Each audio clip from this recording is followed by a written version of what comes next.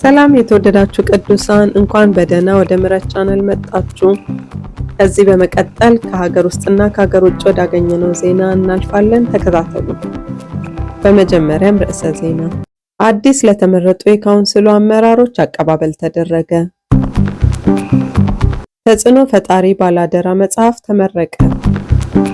ከውጭ ወዳገኘነው ዜና ስናልፍ የእንግሊዝ ቤተክርስቲያን ከፍተኛ አመራር በጾታዊ ጥቃት ወንጀል ተጠርጥረው በቁጥጥር ስር ዋሉ።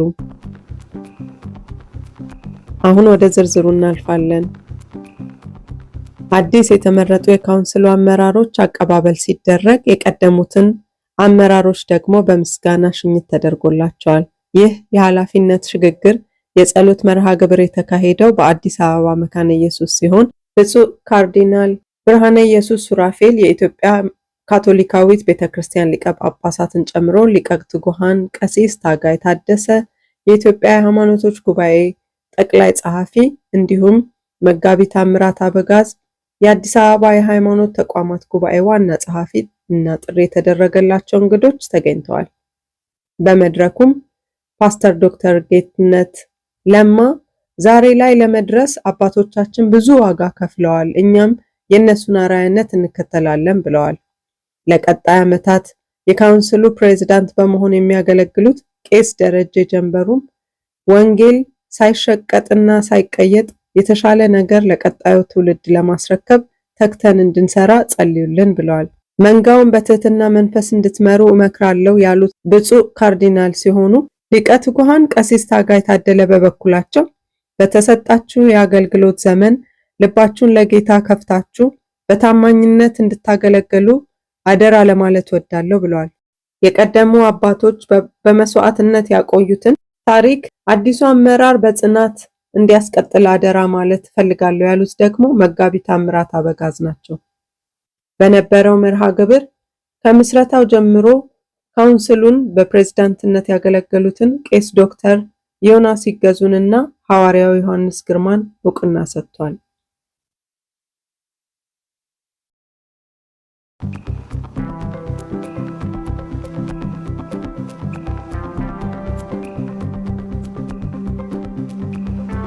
ተጽዕኖ ፈጣሪ ባላደራ መጽሐፍ ተመረቀ። በ23 ምዕራፍ ተከፋፍሎ በ6 ክፍሎች የተዋቀረው እና በፓስተር መኳንንት አለሙ የተጻፈው ተጽዕኖ ፈጣሪ ባላደራ መጽሐፍ የአብያተ ክርስቲያናትን መሪዎች ጥሪ የተደረገላቸው የጸሐፊ ወዳጆች በተገኙበት በድምቀት ተመርቋል።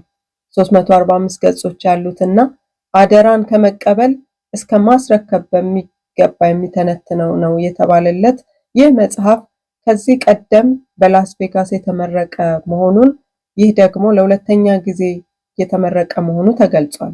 በመድረኩም ዶክተር ማሙሻ ፈንታ ለተሰጠን አገልግሎት ታማኝ መሆንና ባለቤት እንዳለው አንድ ቀን መጥቶ እንደሚጠይቀን አውቀን ልንኖር ይገባል ብለዋል።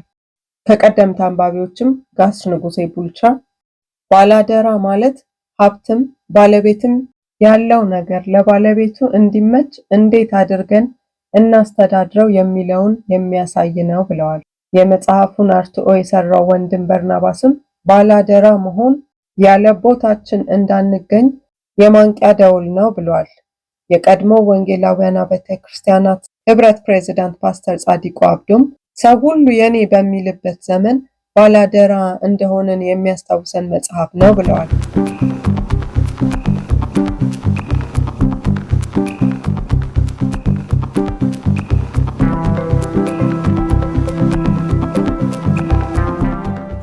አሁን ደግሞ ከውጭ ወዳገኘነው ዜና እንሻገራለን። የእንግሊዝ ቤተክርስቲያን ከፍተኛ አመራር በጾታዊ ጥቃት ወንጀል ተጠርጥረው በቁጥጥር ስር ዋሉ።